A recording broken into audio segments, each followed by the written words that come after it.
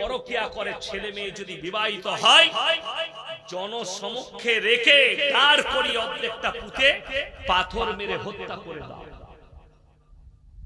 পাপটা এতটা নিকৃষ্ট। কেউ যদি ধর্ষণ করে প্রকাশ পাওয়া যায়, তার মুন্ডু ছেদ করে দাও।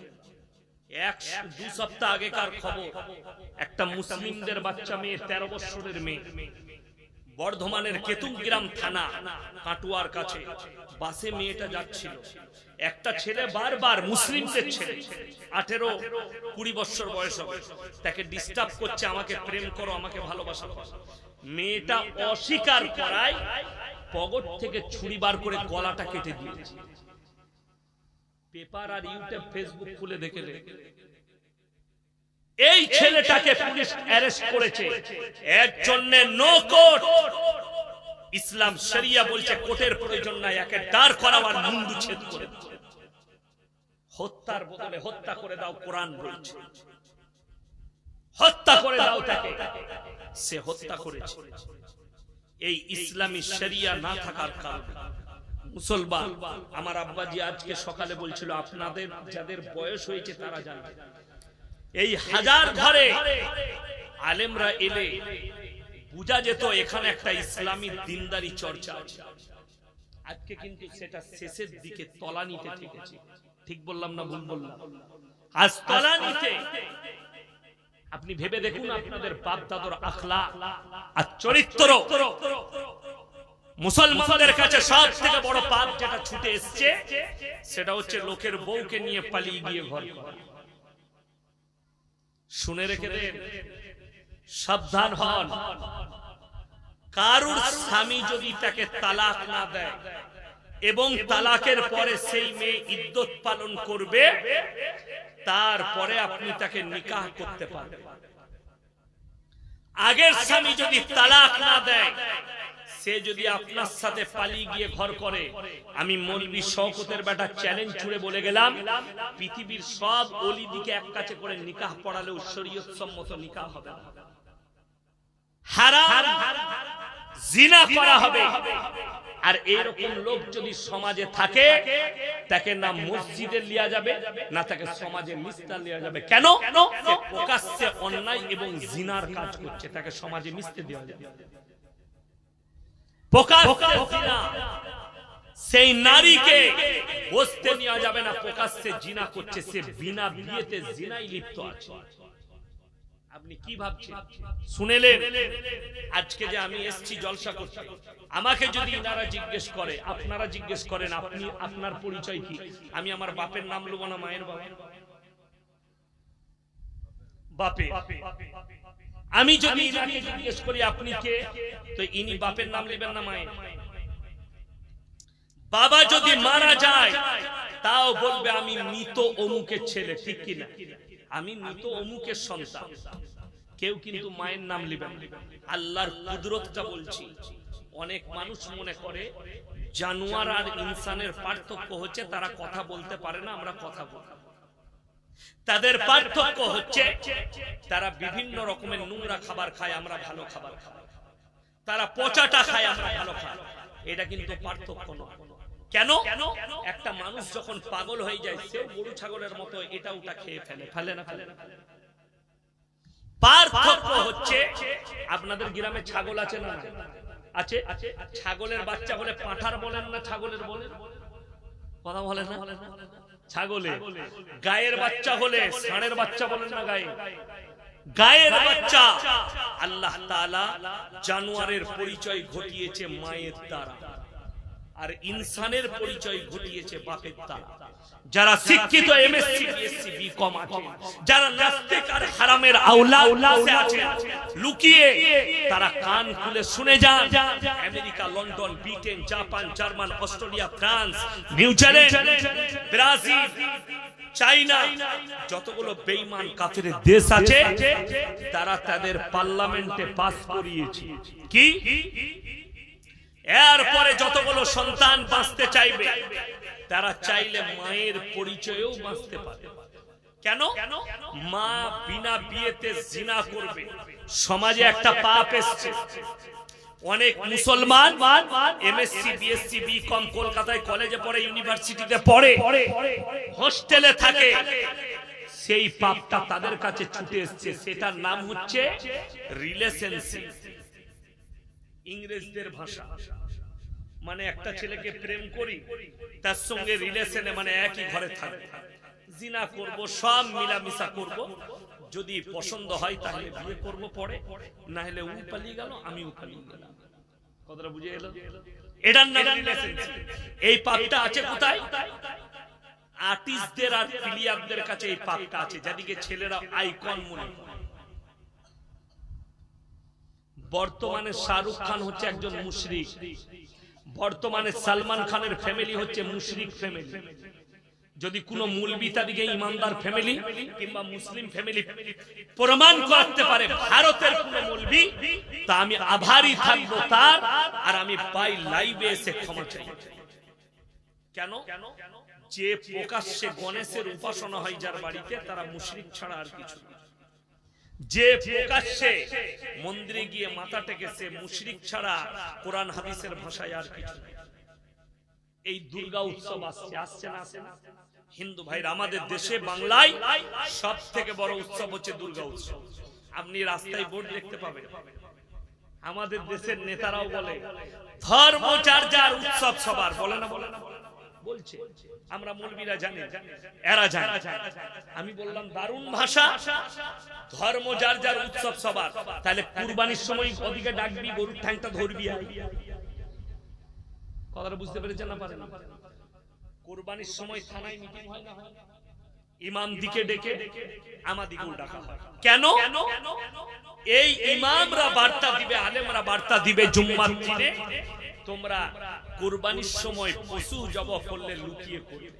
ইসলাম কেউ কি কষ্ট দিতে শেখায়? ইসলাম কারো ধর্মকে আঘাত দিতে শেখায়? আমার দেশের হিন্দু ভাইদের আস্থা দুর্গার উপরে, কালীর উপরে, সরস্বতীর উপরে। তারা পুজো করবে, তারা ভালোভাবে করবে, এটা আমরাও চাই। শান্তির সঙ্গে পুজো পাঠ হোক, তাদের পুজো ভালোভাবে কাটুক, এটাও আশীর্বাদ দেব। কিন্তু বড় দুঃখের বিষয়, আপনি বলছেন আমি পুজোতে যাব। হুজুর, আমি তো মন্দিরের পুজোর মণ্ডপে ঢুকে মাথা ঠুকতে যাইনি, আমি খালি জামুরিয়ায় গিয়েছিলাম দেখতে, আমি খালি কোমহানিতে গিয়েছিলাম দেখতে। ভালো জিনিস। এই অযোধ্যীপুরে একজনের বাড়িতে উদাহরণটা শুনেলেন, একজনের বাড়িতে চুরি হচ্ছে রাতের বেলায়, ডাকাতি, সব ভাই ঘুমাচ্ছে, একজন উঠেছে পেশাব করতে, সে দেখলে আল্লাহ এর বাড়িতে চুরি, চুপচাপ বসে দেখলো কি হচ্ছে, সব মাল নিয়ে পালিয়ে গেল। পুলিশ হাজির, গায়ে গ্রামের মানুষ উঠে গেছে। এই পুলিশ এসে বলল তোমাদের মধ্যে কে দেখেছো? ই বলে স্যার আমি প্রথম থেকে শেষ পর্যন্ত দেখেছি। কাকে বেশি কেলানি দিবেন? কথা বলে না? তাকে মারবে না? মারবে না? কোরআন বলছে লা ইলাহা উলাই ওয়ালা ইলাহা উলা। তোমরা দুটো নৌকায় পা দিও। তুমি যদি বলো আমি মজা দেখতে গেছি, তুমি মার বেশি খাবে। কেন? যেখানে আল্লাহ বিরোধী, রাসূল বিরোধী কাজ হবে, শিরকের কাজ হবে, হয় তুমি জবানের দ্বারা রুখে দাও, তা না হয় হাতের দ্বারা রুখে দাও, তা না হয় ঘৃণা করে সেখান থেকে সরে এসো। আপনি ঘুরিয়ে সেখানে সাপোর্ট করতে যাচ্ছেন। আমি আসানসোলের খবর হাজার ঘরের জানি না, আমার বর্তমান টাউনে মুসলিমদের ছেলেরা ঠাকুর ভাসাতে যায় ফ্রি মদ পাবে বলে। এটা আমি সত্য কথা বলছি। যদি বিশ্বাস না হয় বর্তমান টাউনে গিয়ে কোনো ভদ্রলোককে জিজ্ঞেস করুন, তারা বলতে পারে। মুসলিমদের যুবকরা, আমার ভাই, আমি এটা বলছি না, শুনেলেন? সম্প্রীতি আমাদের আলেমদের কাছে শিখবে, আমি আপনার কাছে শিখবো না। সম্প্রীতি শুনে যান। তোমার বাড়ির পাশে কে বসবাস করছে দেখো, ক্ষুধার্ত হলে খাবার দাও, বস্ত্রহীন হলে বস্ত্র দাও, বিপদে পড়লে পাশে দাঁড়াও। এটাই হচ্ছে রাসূল সাল্লাল্লাহু আলাইহি সাল্লামের আখলাক। দেখো না কোন জাতি, সে হিন্দু হোক, দলিত হোক, আদিবাসী হোক, খ্রিস্টান হোক, যেই হোক, যদি বিপদে পড়ে পাশে দাঁড়াও, ক্ষুধার্ত হলে খাবার দাও, বস্ত্রহীন হলে বস্ত্র দাও, কিন্তু তার মানে এটা নয় যে তার উৎসব হবে আর সে আর উৎসবে গিয়ে আপনি দাঁড়াবেন। মুসলমানের জন্য পুজোর প্রসাদ খাওয়া আমি বলছি হারাম। পুজো উপলক্ষে খানা হলে খাওয়া হারাম। কোন হিন্দু ভাই যদি আপনাকে দাওয়াত দেয়, কোন মারোয়ারি যদি আপনাকে দাওয়াত দেয়, আমার বাড়িতে আপনি খানা খান, আপনাকে নাম্বার 1 দেখতে হবে তার ব্যবসার উৎস যদি হালাল হয়, যে খাবারটা দিচ্ছে সেটা যদি হালাল হয় আপনি খেতে পাবেন। কিন্তু কোন পুজো উপলক্ষে, কোন ধর্মীয় অনুষ্ঠান উপলক্ষে খানা খাওয়া শরীয়ত সম্মত নয়। সম্প্রীতি এটা। তার মেয়ের বিয়েতে দাওয়াত দিল, আপনি গেলেন, দাদা আমাকে ডাল সবজি ভাত দেন, আমি কাটা খাই না, আমি মদ খাই না, আমি নোংরা জিনিস খাই না। আপনি খাবেন, ডাল ভাত সবজি খেয়ে নিলেন, কোনো অসুবিধা নাই, খেতে পাবে। কিন্তু যদি বলে দুর্গা অষ্টমীতে খানার ব্যবস্থা আছে, আপনাকে দাওয়াত দিলাম, চলে আসুন। অনেক হারামখোর মুসলমান আছে, মৌলবীরা কি জানবে, আমরা অনেক বেশি জানি, ভাই ওদের কথা শোনা চলবে না, চল খাইগা খা। কে মানা করেছে তো? সুর হারাম যা খাবে, তাতে আমাদের কি? আমাদের কাজ আল্লাহ দায়ী করেছে, আমরা খালি পৌঁছে দিচ্ছি। আমাদিকে আল্লাহ দিনের দায়ী করেছে, তোমার কাছে পৌঁছে দিলাম, তুমি মানলে তোমার মঙ্গল, না মানলে তোমার অমঙ্গল। এটা ভাবে আল্লাহ আমার কাছে হিসেব না, সবাই নিজের নিজের হিসেব। ওই জন্য বলছি বেঈমান কাফেররা শত চেষ্টা করছে, মুসলমান যদি কালমার উপরে টিকে যায়, জীবনে মুসলমানের কাছে আর কোন রকমের কষ্ট আসতে পারে। আজকে কই আপনার বিবির পর্দা না, আপনার বিবি পরকীয়ায় জড়িত, তার কারণ হচ্ছে আপনার বাড়িতে পর্দা নাই, দিনদারি নেই। আপনি বলছেন বরকত লুব তাবিজে, ইয়াসিন ভাই তাবিজ দাও। আচ্ছা আপনি বলুন, এই জামুরিয়া থানার সবথেকে বড় লোক ব্যক্তি যদি আমার কাছে আসে, হুজুর একটা বরকতের তাবিজ দেন, আমার বেতন 10,000, সে মাসে 1 কোটি টাকা ইনকাম করে, তাবিজটা কার দরকার পড়বে? কথা বলে আমার তো তার পড়বে, সে 1 কোটি ইনকাম করে আর তাবিজ চাইছে আমার কাছে। দুঃখটা এটা, বেদনা এটা। আমার ভাই, আপনি বলছেন বাড়িতে বরকত নাই, আপনি ভেবেছেন আপনার ফ্যামিলিতে নামাজ নেই, আপনার স্ত্রী বেপরদা, আপনার স্ত্রী দিনের মধ্যে প্রতিষ্ঠিত নয়, আপনার বাড়িতে কোরআনের তেলাওয়াত নেই, আপনার বাড়িতে নামাজ নেই, আর আল্লাহ রাসূলের হাদিস, যারা আল্লাহর রাস্তায় দিনের পথে থাকবে মৃত্যুকাল পর্যন্ত আল্লাহ ইজ্জতের রুজি দান করবে। এই আলেম হাফেজগুলোকে দেখুন, আলেম হাফেজগুলো যাদের কাছে কোটি টাকার সম্পদ নেই, আমাদের কাছে করোড় টাকার সম্পদ নেই। আমি যখন সুরাটে গিয়েছিলাম, একজন খুব বড় সোনা ব্যবসায়ী আমাকে দাওয়াত দিলে, হুজুর একদিন খেতে হবে। আমি খাবো। তো সে একটা হোটেলে নিয়ে গেল, হোটেলটার নাম সিগরিন, বিরাট হোটেল। আমাকে বললে হুজুর কি কি খাবেন, কাগজটা বাড়ি দিলাম। আমি ইংলিশ মাল জানি না, যা হালাল আছে বলো। আল্লাহ আমাদের তকদিরে লিখেছে লোকের ঘরে খাবে। কথা বুঝতে পেরেছেন? আপনারা কি দিয়ে ভাত খেয়েছেন আমরা জানি না, কিন্তু আমরা কি দিয়ে খেয়েছি ওটা বেশি কিছু বলবো না। কি বুঝলেন? কি দেশি মুরগি ছিল, পোস্তর বড়, আর নাস্তা তো কি বুঝলেন, ব্ল্যাকবেরি। আমরা স্বপ্নতে দেখি ব্ল্যাকবেরি। মুফতি সাহেব ছিলেন, উনি বলছেন এই ফলটা কি? আমরা এটা ব্ল্যাকবেরি, 2000 টাকা কিলো। কিন্তু আল্লাহ বলছে মুলবি তোদের রুজি মেপেছি, 500 টাকা কিলো আঙ্গুর মসজিদে দিল বজরদ্দীপুরে। কি বুঝলে? ড্রাগন ফল, চাইনার মাল। কি বুঝলে? আল্লাহ বলে তোরা চালা, আপনি চলুন। 1000 কোটি টাকার মালিক কিচ্ছু খেতে পারে, কি খা? Green tea. গ্রিন টি কি ভাই? মিষ্টি নাই, কিছু নাই, ফিকে পাড়া, লাল পাড়া। কে যে মালটা বার করেছে তা কেই জানে। খেলি একদম স্মার্ট হয়ে যাবে। খেলে কখনো স্মার্ট হয়? অনেকজন সকালবেলায় উঠে বাবা রামদেবের মতো বেকা টেরা হয়ে খালি ব্যায়াম করছে, বলছে যোগ ব্যায়াম। রামদেবের চেহারাটা দেখ আর আমাদের মৌলবীদের চেহারাটা দেখ, কথা বুঝতে পেরেছেন না? পারেন না? রামদেবকে ডেকে নিয়ে আসুন, দিয়ে বলুন আমাকে এক ঘুষো মারবে পেটে, আর আমি রামদেবের মারবো 5টা পাঁজর যদি ওদিকে না পার করিয়ে দিতে পারি। কি বলছেন আপনারা? লোকে আমাদিকে বলছে এরা সব গোশখোর মৌলবী। আরে আল্লাহর রহমত, আমরা গোশ খাই, গোবর আর মুত খাই না, এটা তো আল্লাহর কৃপা। আরে গরু গায়ের বাচ্চা মুত খায় না দুধ খায়? কথা বলে না? দুধ খায়, গায়ের বাচ্চাটাও জানে মুতটা খেলে আমার ক্ষতি হবে, আমাকে দুধ খেতে হবে, কিন্তু এখন মানুষ মুত পান করে। করোনার সময় দেখছি দিল্লিতে একজন এমপি গায়ের পেছনে মুতটা লাগিয়ে মুত পান করছে, বলছে গোমূত্র পান করো করোনা ভাগ যায়। আপনারা দেখেন? আর বিশ্ব স্বাস্থ্য সংস্থা বলেছে, সার্কুলার জারি করেছিল, করোনা থেকে বাঁচতে গেলে তোমরা বেশি বেশি হাত মুখ পা ধৌত করো। 5 ওয়াক্তের নামাজে কবার উজু করি আমরা? 5 বার। হাত মুখ সব ধুই না? তাহলে করোনা আমার কোথায় হবে?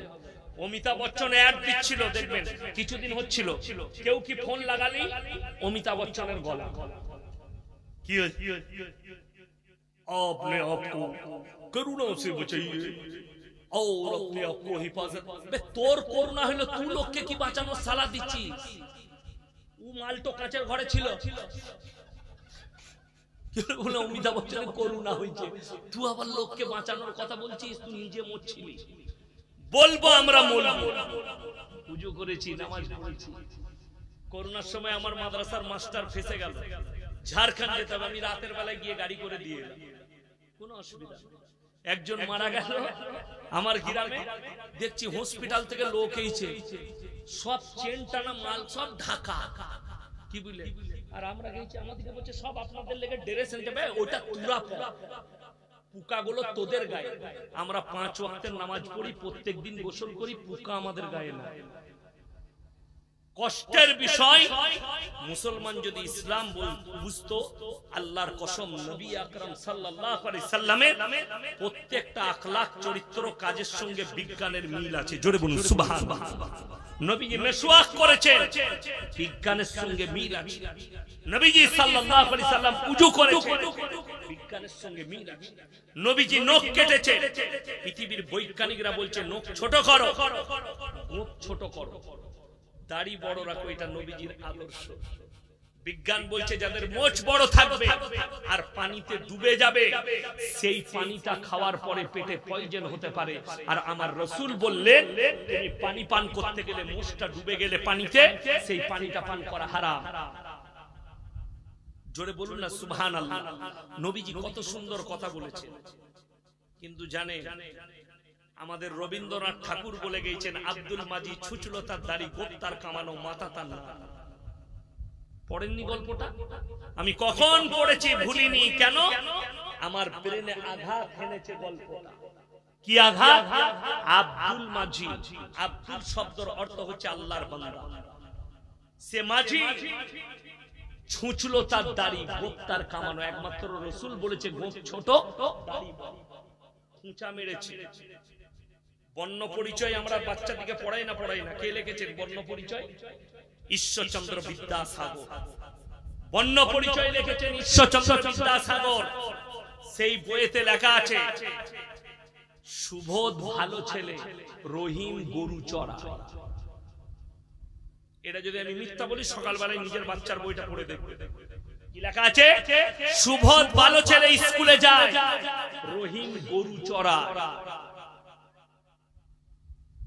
বড় কষ্ট লাগে, দুঃখ লাগে। আমি যদি লিখি রহিম ভালো ছেলে, নামাজ পড়ে, ইমানদার, আর সুবোধ মুদ খায়, কেমন লাগবে কথাটা? কষ্ট পাবে একজন অমুসলিম ভাই। এটা লেখা যাবে না। কেন? যে সুবোধ হবে সে কষ্ট পাবে। তো যে রহিম, সে গরু চড়ায়, আমার নাম যদি রহিম হয় তো আমি কষ্ট পাবো না? ভাষা আমি রহিম, আমি ডাক্তার, আমি আব্দুর রহমান, আমি ডাক্তার, আমি প্রফেসর, আমি ইঞ্জিনিয়ার। আপনি কি করে এই ভাষাটা লিখলেন? এটা কখনো ইসলাম স্বীকৃতি দেয়। আমি এতগুলো কথা বললাম, কারুর দেবদেবীকে গালি দিলাম? ইমানদারির সঙ্গে বলুন তো। কারুর ধর্মকে গালি দিলাম? শ্রী রামজিকে গালি দিলাম? কখনোই নয়। শ্রী রামজিকে গালি দেওয়া যাবে না। কারুর দেবদেবীকে গালি দিতে আমার রাসূল নিষেধ করেছেন। কারুর ধর্মকে গালি দিতে, সে তোমার আল্লাহকে গালি দেবে। কিন্তু প্রতিনিয়ত ভারতের কিছু হারামের আওলাদ আমার রাসূলকে গালি দিচ্ছে, কোরআনকে গালি দিচ্ছে, আল্লাহকে গালি দিচ্ছে। প্রতিনিয়ত কিছু হারামের আওলাদ। আল্লাহ এদের কাছ থেকে সমাজকে হেফাজত করুক, বলুন আমিন। আমার ভাই শুনে রেখে দেন, কোন খ্রিস্টান যদি আল্লাহর নবীকে গালি দেয়, আমরা কিন্তু ঈসা মাসিহকে গালি দিতে পারবো না। কোন খ্রিস্টান আল্লাহর হাবিবকে যদি গালি দেয়, আমরা ঈসা মাসিহকে গালি দিতে পারবো না। ওয়াল কিতাবি ওয়ান নবিয়্যিন, আল্লাহ কোরআনে বললেন মানুষকে ঈমান রাখতে হবে। যতগুলো নবী পয়গম্বর আল্লাহ পাঠিয়েছেন, এগুলো সব আল্লাহর প্রেরিত রাসূল এবং নবী। এটা ঈমান রাখতে হবে, এটার নামই হচ্ছে ইসলাম। এগুলোর উপরে ঈমান রাখতে হবে। কিন্তু বড় কষ্টের বিষয়, আজ পর্যন্ত আমি বলে যাচ্ছি, যদি কোনো অন্ধভাব আপনি দেখাতে পারেন, শ্রী রামজি লিখে গেছে যে তোমরা আমার নাম নিয়ে মানুষকে হত্যা করো, আমার নাম নিয়ে মানুষকে হত্যা করো। আজকে মুসলমানকে দাড়ি ধরে মারা হচ্ছে, বৃদ্ধ বাবাজি। মুম্বাই ট্রেনে একজন বৃদ্ধ বাবাজিকে, সে অথচ মাংস নিয়ে যাচ্ছিল খাসি, তার মেয়ের বাড়ি, তাকে এত থাপ্পড় মেরেছে যুবক ছেলেরা। আরে শোনো, भेड़ियों, कुत्ता ग्रुप में शिकार करता है, कुत्ता ग्रुप में शिकार करता है और शेर अकेला शिकार करता है। क्या एक बाप की तरह उम्र के पास एक बुढ़े के साथ ऐसे बर्ताव करते हो? अगर हिम्मत है तो जहां पर ग्रुप रहेगा वहां पर आके शिकार करके दिखा। ये मैं ललकार रहा हूं तुम्हें, अपने धर्म को अच्छा से पढ़ लो, श्री राम जी के आदर्श को अच्छा से पढ़ लो। श्री राम जी ने ये नहीं कहा कि मेरे नाम लेकर दूसरे के हत्या कर। আপনাদের মনে নেই যারা আলেম দিকে গালি দিচ্ছে, যারা উলামা দিকে খারাপ বলছে, একটা ইমামের আদর্শ ভারতের গোটা ভারতের কোন নেতার আদর্শ তার জুতো সমতুল্য হতে পারবে না। সেটা হচ্ছে আসানসোলের ইমাম রশিদির আদর্শ। জানা আছে, আপনারা শুনেছেন, ইমদাদুল্লাহ রশিদি তার ছেলে রামনবমীতে হত্যা হয়ে গেছে। কোর্টে দাঁড়িয়ে জজ জিজ্ঞেস করেছে, ये लोग आपके बेटे के हथियार है? উনি বলেছেন, मैंने नहीं देखा। ये হচ্ছে একটা আলেমের আদর্শ, मैंने अपने आंखों से नहीं देखा, इसीलिए मैं इन लोगों के ऊपर इल्जाम नहीं दे सकता। তারা বেকসুর খালাস হয়েছে। তিনি একটাই কথা বলেছেন, কিয়ামত के दिन हमारे अल्लाह বিচার করেন। আল্লাহর উপরে ছেড়ে দিয়েছে। আপনাদের জানা নেই, শুনে যান। আজকে বারাবান আপনাদের কাছে ঘটনাটা শুধু আলেমরা জানে। আজকে 10 বছর হয়ে গেছে বলে প্রকাশ করছি। মসজিদের ভেতরে রাতের বেলায় শুয়োরের মাথা কেটে একজন ফেলেছে। ইমাম সাহেব তাহাজ্জুদ পড়তে এসে দেখেছে রক্তাক্ত অবস্থায় শুয়োরের মাথা, বস্তায় ভরে গোটা মসজিদ ধুয়ে পরিষ্কার করে শহরের বাইরে ফেলে এসেছে, গ্রামের বাইরে, যাতে গ্রামের মানুষের মধ্যে দাঙ্গা না লাগে, বিভেদ না লাগে। এটা হচ্ছে একটা আলেমের আখলাক। আমরা কখনো চাই না সমাজের মধ্যে বিভেদ সৃষ্টি হোক। আমরা এই দেশে, সেকুলার দেশে, সবাই নিজের নিজের ধর্মকে পালন করতে পারবে। একটা দেখিয়ে দাও ভারতবর্ষে যদি কোনো অমুসলিম ভাই একটা প্রমাণ দিতে পারে, আমি মৌলভী শওকতের বেটার জীবনে আর বক্তব্য দেব না। কি যে মুসলমানরা ঝান্ডা নিয়ে রাস্তায় বেরিয়েছে মিছিল বের করে, কোনদিন কোন মন্দিরে নিজেদের ঝান্ডাটা নারাই তাকবীর বলে টাঙিয়েছে। আমি মৌলভী শওকতের বেটার জীবনে আর বক্তব্য দেব না। আর আপনাকে বছরে বছরে দেখাবো প্রশাসনের সামনে হচ্ছে উত্তরপ্রদেশ, দিল্লি, মুম্বাই, গুজরাট, প্রশাসন দাঁড়িয়ে আছে, চোখের সামনে মসজিদে চেপে জয় শ্রীরাম বলে হয় গম্বুজ ভাঙছে, নাইলে সেখানে ঝান্ডা বাঁধছে, নাইলে মুসলমানকে পেলে जय श्री राम बोलो। अरे बुड़बक, तुम लोग का दिमाग नहीं है। तुम अगर हमसे बुलवाते हो कि जय श्री राम बोलो, अल्लाह की कसम हमारे दिल से तुम अल्लाह और रसूल के मोहब्बत को नहीं मिटा सकते। ये मुसलमान का अकीदा है। हम हमारे रब से इतने मोहब्बत करते हैं कि हमने रब को देखा नहीं तो इतने मोहब्बत करते हैं। हम हमारे रसूल को देखे नहीं फिर भी इतने मोहब्बत करते हैं।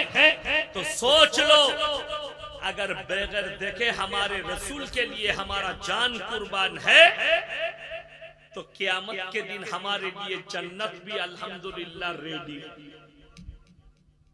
तुम क्या सोच रहे हो? मस्जिद तोड़ दोगे? पूरे हिंदुस्तान के मस्जिद को तोड़ दो, फिर भी तुम लोग हमारे दिल से और दिमाग से अल्लाह और रसूल के मोहब्बत को नहीं मिटा सकते। ये तुम्हारा गलत फहमी है। और सुनो, तुम क्या सोच रहे? इस्लाम मिट जाएगा, मुसलमान की भागছে, ফিলিস্তিন গাজায় যুদ্ধ চলতে চলতে গত 3 দিন থেকে লেবানন জুড়েছে, এরপরে লেবাননও জুড়ে গেছে যুদ্ধে, এরপরে জুড়বে ইরাক। মুফতি তাকি উসমাनी বলেছেন, ये चिंगारी पूरे दुनिया को लपेट में ले ले। पूरे दुनिया के साथ जब युद्ध होगा, सुने ले अल्लाह रसूलेर भविष्यवाणी हादीस, কিয়ামতের পূর্বে পৃথিবীতে মহাযুদ্ধ হবে, যেটা বিশেষজ্ঞরা বলেছে, যেটার নাম দিয়েছে তৃতীয় বিশ্বযুদ্ধ। আর এই তৃতীয় বিশ্বযুদ্ধটা ফিলিস্তিনকে নিয়ে নয়, গাজাকে নিয়ে নয়, আল আকসাকে নিয়ে নয়, হবে ফোরাত নদীটা শুকিয়ে গিয়ে সোনার পাহাড় বের হয়ে আসবে। পৃথিবীতে 20 কোটি মুসলমানের প্রাণ যাবে, 20 কোটি মুসলমানের প্রাণহানি হবে এই পৃথিবীতে কিয়ামতের পূর্বে। আল্লাহর হাবিব বলেছেন, তোমরা দেখতে পাবে দলে দলে ইসলামের ছায়াতলে আসবে। মুসান্নাফ ইবনে আবু শাইবার হাদিস, আল্লাহর হাবিব বললেন, হে আমার সাহাবীরা, এমন একটা দিন আসবে গোটা পৃথিবীতে ইসলাম প্রচার হয়ে যাবে, সব ইসলামের ছায়াতলে আসবে। জোরে বলুন সুবহানাল্লাহ। আর মসজিদগুলো মুসল্লিতে ভরে যাবে। নবীজি ইতস্ত বোধ করলেন। আল্লাহর নবী সাহাবীরা বললেন, ইয়া রাসূলুল্লাহ, আপনি তো বললেন ইতস্ত বোধ করলেন। আল্লাহর হাবিব বললেন, তারা তো নামাজি হবে, মুসল্লি তো হবে, কিন্তু তারা হবে সুদখোর নামাজ। তারা বড় বড় অট্টালিকা বাড়ি আর বড় বড় শপিং মল বানাবে, ইমানদার কেউ থাকবে না, খালি মাথাটা ঠুকতে আসবে। আমার মুসলমান ভাই, ওই জন্য আপনাকে বলছি, সময় আছে, আপনার বয়স শেষ হচ্ছে, হায়াত কমে যাচ্ছে, আপনি পরকালের দিকে এগুচ্ছেন। বেঈমান কাফেরের কথায়, নাস্তিকের কথায় কান দিবেন না। অনুরোধ করে যাচ্ছি, আপনি নামাজি হন, দিনদার হন, আপনার ফ্যামিলিতে পর্দা নিয়ে আসুন, আপনার পরিবারে আপনি পর্দা নিয়ে আসুন। আপনি তবে বুঝতে পারবেন দিন কাকে বলে। সবাই বিবিকে পর্দায় রাখবো, জোরে বলুন ইনশাআল্লাহ। পর্দা করা ফরজ না ফরজ না? কথা বলে, পর্দা কি ফরজ? অবাক হবে, পর্দা ফরজ বলছে। আমি প্রতি বছর রমজান মাসে 2-1টা জলসা করি। আব্বাজান তো আপনাদের গ্রামে আসে, বজরদ্দিপুর প্রথম জুম্মা পড়ে, আমি রমজান মাসে মাদ্রাসাতে থাকি, 2-4 দিন আমি একটু বাইরে যাই। আমি আসানসোলে একদিন আসি আপনার দোমাজি বাজারে মঈনুদ্দিন ভাইয়ের কাছে, আর জামুরিয়ায় সদরুদ্দিন ভাইয়ের কাছে একদিন আসি, আর 2-4 জন আছে, দেখা করে চলে যায়। আব্বাজান যেদিনে আসা ছেড়ে দিবে সেদিন আমাকে আসতে হবে আপনাদের কাছে। যাই হোক, আমি রমজান মাসে 2-3টে জলসা করি। মুর্শিদাবাদের লোকরা জলসা করে, তারাবি পড়ে স্টার্ট, সেহরির আগে শেষ, সেহরি খেয়ে নামাজ পড়ে শুয়ে পড়ে। তো আমি, আমার বন্ধু আছেন মুফতি জার্জিস হোসেন কাসমি, বেলডাঙ্গা জালিলিয়া মাদ্রাসার প্রধান শিক্ষক, খুব ভালো বক্তা। আমি ফোন করলাম, ভাই আপনার মাদ্রাসায় ইফতারি করব, বলে চলে আসুন, ওখানেই জলসা আছে বহরমপুর। ইফতারি করলাম। আমি বললাম, ভাই এখনো জামা কাপড় কিনা কাটা হয় নাই বাড়ি, তো এখানে ভালো দোকান কি আছে? একটা বহুত বড় দোকানের নাম করলো। আমি বলি যাই, গাড়ি ঢুকেই দেখছি সব খালা, আমি একা খালি খালু। আল্লাহ, এই কি হলো? দোকানিটা বলছে, হুজুর বসুন বসুন। আমি বললাম, একটা খালি জামা বার। আমি লজ্জায় আমার মেয়ের লেগে একটা জামা কিনে বেরিয়ে গেলাম। কি বুঝলেন এখান থেকে? স্বামীরা বাড়িতে, মেয়েরা বাজারে। খুব ভালো ভালো ইনি আর আমি হচ্ছি ক্লোজ বন্ধু। এমনি কবির আমার খুব বন্ধু, স্টেজে আলাদা দেখছেন, আমরা ফোনেতে ইয়ার কি ক্লাস ফ্রেন্ড। তো আমি যদি আমার বন্ধুকে বলি, ভাই তোমার বইয়ের ব্লাউজের সাইজ কত, বন্ধুত্ব থাকবে না, শেষ হবে। কথা বলে না, শেষ হয়ে সে কি বলবে? এত বড় আস্পর্ধা।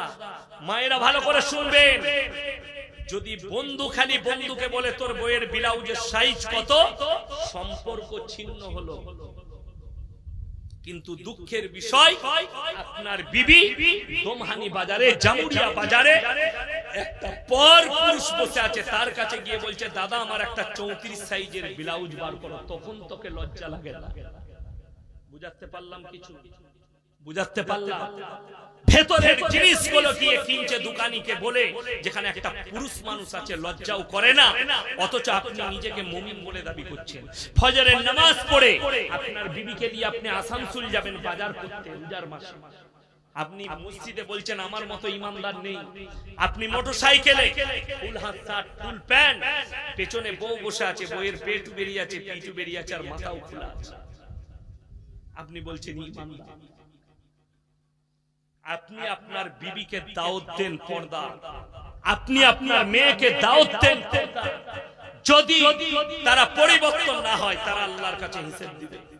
আর যদি আপনার মনে হয়, বউকে বলছি চুলটা ভালো করে বাঁধো, ক্লিপটা লাগা, ঠোঁট পালিশটা দে, বিয়ে ঘর যাও, একই প্যান্ডেলে ছেলে মেয়ে খাওয়া ইসলামী শরীয়তে জায়েজ না। বিয়ের একটা প্যান্ডেল, আমার মা বোনেরা যে ড্রেস গুলো পরে, শয়তান এমনি পালিয়ে যায়।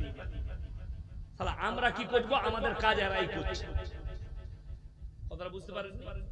এখন তো নতুন নিয়ম উঠেছে, বিয়েতে বিয়ের দিনে যেদিনে বউ ভাত হয়, আপনারা কি বলেন? বউ ভাত,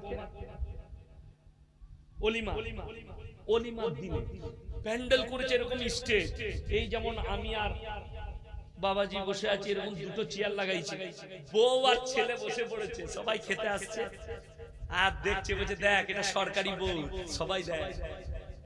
আর বন্ধুরাও ঢুকছে প্যান্ডেলে, ঢুকি বুঝি বুঝি বুঝি, দেখবে মালটা কেমন পেয়েছে, দেখ কত ভালো লাগছে, তোর বউকে মাল বলছে। শরীয়তে হারাম। তোমার যদি সব যাই, তুমি সেজে খুঁজে বসো স্টেজে, বিবিকে বস করিও না। বাড়ির দরজায় বোর্ড টাঙা, পর পুরুষের প্রবেশ করা নিষেধ, সালাম দিয়ে প্রবেশ করুন। আমাদের ঘরগুলো কেমন সকালবেলা খোলা আছে, ভাবি কি করছো, ভাবির মাথারও কাপড় নাই, গায়েরও কাপড়। ঠিক বললাম না ভুল বললাম? কঠোর ভাবে নিষেধ করে যাচ্ছি। বাড়ির দরজায় লিখে দেন, পর পুরুষের প্রবেশ করা নিষেধ।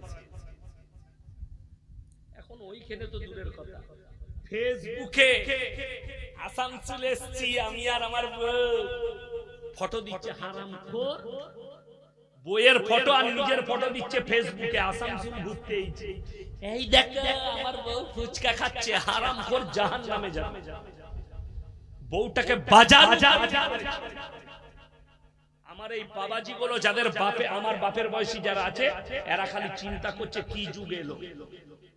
এটা গেল আল্লাহ রাসূলের হাদিস। কিয়ামতের আলামতের মধ্যে একটা আলামত তোমরা চোখে দেখতে পাবে, রাস্তাঘাটে কুকুরের মতো জিনা করবে। নারী আর পুরুষ কুকুরের মতো জিনা করবে। কোরআনে আছে ওয়ালা তাকরাবুজ জিনা ইন্নাহু কানা ফাহিশা ওয়া সাআ সাবিলা। ব্যভিচার করার কথা, যে রাস্তায় ব্যভিচার হয় সে রাস্তার ধারে পাশে। আমি আগে জানতাম না, একটা রাস্তা পুরুলিয়া ডিস্ট্রিক্ট গেলে আসানসোলের ভেতর দিয়ে ডিজেল ঘর ব্রিজ হয়ে যেতে হতো নিয়ামতপুরের উপর। বর্তমানে ওই দিকে আর যাই না, আমি একবারই জুবলি পাম হয়ে একবারই নিয়ামতপুর পেরিয়ে উঠি। কেন? আল্লাহর কোরআনে আছে যে রাস্তায় ব্যভিচার হয় সে রাস্তায় যেও। বড় কষ্ট লাগে আমার ভাই, কত যুবক ওই জায়গায় গিয়ে নিজের যৌবনটাকে শেষ করে দিচ্ছে। শুনেলেন, যারা নিজেদের যৌবনকে শেষ করছেন, এই যৌবনটা আল্লাহ দিয়ে একটা বড় নিয়ামত, হিসেব লাগবে আল্লাহ। যে মায়েরা স্বামী থাকতে পরকিয়া করছে, যে মেয়েরা বিয়ের আগে পরকিয়া করছে, আল্লাহর কাছে কঠোর শাস্তির সম্মুখীন হবে।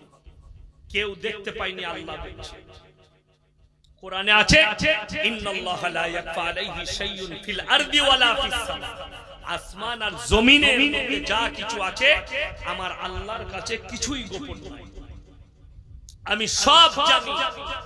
ওই জন্য অনুরোধ করব, প্রত্যেকটা ভাই নিয়ত করেলেন আমরা সবাই দ্বীনের উপরে প্রতিষ্ঠিত হব। জোরে বলুন ইনশাআল্লাহ।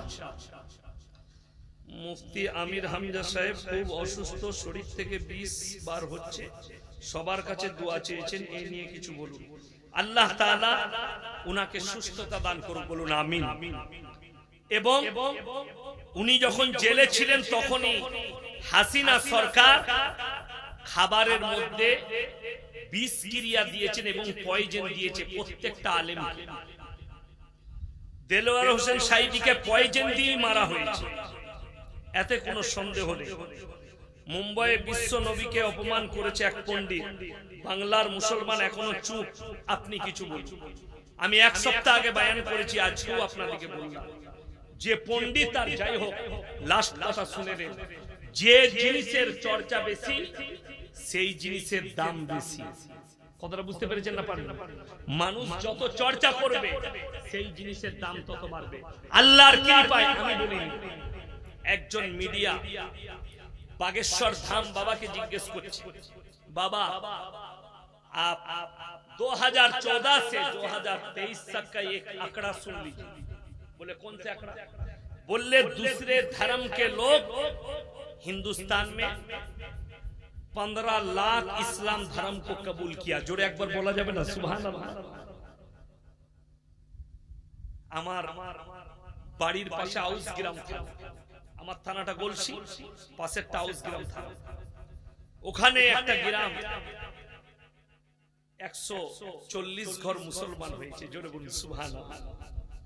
আর এক জায়গায় 45 ঘর, তাদের একটা মসজিদ তৈরি হচ্ছে। আমাদের সদরুদ্দিন ভাই পুরো খরচটাই দিচ্ছেন আল্লাহ। উনি বলেছেন আমি মসজিদটা করে দেব, 45 ঘর আছে, কাজ চলছে। তো যাই হোক, জেনে রেখে দিবেন, যত বদনাম করবে, আমি আপনাদেরকে শোনালাম, আল্লাহ বলেছেন একদিন তোমরা দেখতে পাবে দলে দলে ইসলামের ছায়া তলে আসছে, আর আজকে আসছে। জোরে বলুন সুবহানাল্লাহ। এরা যত গালি দিবে তত লাভ। আর বাংলার মানুষ চুপ কেন আছে? আমি চুপ নয়, আমি প্রতিবাদ করেছি, করব। যারা চুপ আছে তারা আল্লাহর কাছে হিসেব দিবে। হিজবুল্লাহ প্রধান হাসান নাসরুল্লাহ শহীদ করে দিয়েছে, এবার বিশ্ব কোন দিকে যাচ্ছে আমি বলেই দিলাম। এই হাসান নাসরুল্লাহ হিজবুল্লাহ প্রধানকে হত্যা করেছে, এবং এর হত্যার পেছনে কারা আছে জানেন? মুসলমান। ইসরায়েল মেরেছে, কিন্তু যারা ঠিকানাটা বলেছে যে এই জায়গায় বোম ফেলো, ভারতের মুদ্রায় কমপক্ষে 20 কোটি টাকা নিয়েছে।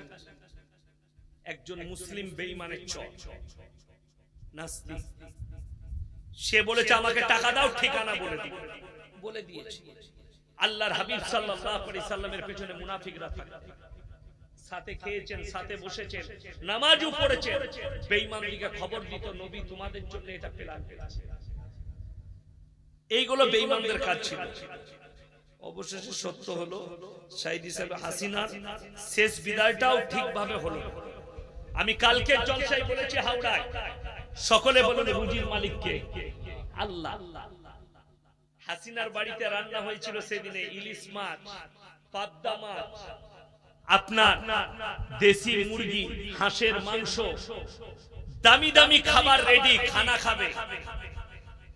মিলিটারি মেজর এসে সেনাপ্রধান অর্ডার দিলে 45 মিনিটের ভেতর আপনি দেশ ছেড়ে বেরিয়ে যান। তার নাম আল্লাহ। রাঁধা ভাতও আল্লাহ খেতে দেয়নি, জোরে বলুন না সুবহানাল্লাহ। মুকেশ আম্বানির বাড়ি ওয়াকফ সম্পত্তির উপর। আমি এটা এক সপ্তাহ আগে বলেছি। মুকেশ আম্বানির যে বাড়িটা আছে মুম্বাইয়ে, ওটা একটা এতিমখানার উপরে আছে, যেটা ধোঁকা দিয়ে কিনা হয়েছে। এবং আমি একটা কথা বললাম, আল্লামা ইকবাল লিখে গেছে, ইস ঘর কো আগ লাগি ঘর কি চিরাগ। মুসলমানরাই নিজেদের ঘরে নিজের আগুন ধরিয়েছে। এর পেছনে, এটা বিক্রি করার পেছনেও কিছু মুসলমান চক্র করে বেঁচে দিয়েছে। এরপরে এই বাড়িটা বাঁচানোর জন্য কেন্দ্র সরকার উঠে পড়ে রেখেছে, আইনটা নিয়ে এসে আমরা সব সম্পত্তিগুলো হাত করে নেব, আমরা হতে দেবো না, জোরে বলুন ইনশাআল্লাহ। ঢাকা বিশ্ববিদ্যালয়ের তোফাজ্জলকে ভাত খাইয়ে মেরে দেওয়া হলো। দেখুন, আমি এটাও বলেছি যে কিয়ামতের আলামতের মধ্যে একটা আলামত রাসূল বলেছেন, কিয়ামতের পূর্বে মানুষ হবে হিংস্র প্রাণীর মতো। কিছু মানুষের আচরণ হবে হিংস্র প্রাণী।